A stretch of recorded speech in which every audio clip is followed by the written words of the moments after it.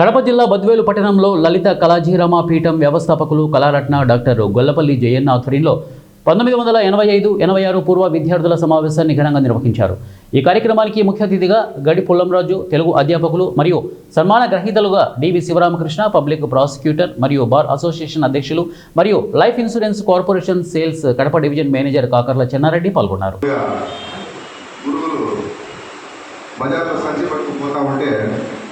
మనం చూసి సార్ మీరెందుకు సార్ మూసేది, నేను మోస్తా సంచి అని చెప్పి ఆ సంచి తీసుకొని మనము వాళ్ళ ఇంటి దగ్గరనే గురువు గారి దగ్గర ఇంటి దగ్గరే సంచి ఇచ్చి మనం వచ్చేవాడు. అది అప్పట్లో ఉండే సంస్కారం. ఇప్పుడు అట్లా లేదు పరిస్థితి. ఇప్పుడు ఎందుకంటే సంచి ఎత్తుకొని పోతామంటే గురువు చూస్తూ ఉంటారు. అలాగే కళలో తనకంటూ ఒక విశిష్టంగా సంపాదించిన నసీబ్ గారు ఇక్కడ ఉన్నారు. ఇప్పుడు అందరికీ ఇష్టపడుతున్న నసీబ్ వారికి కూడా మా ధన్యవాదాలు. స్వాగత సుమాంజలతో ఈ కార్యక్రమము ఇంత మహోన్నత విశిష్ట స్థానాన్ని ఆదరించినందుకు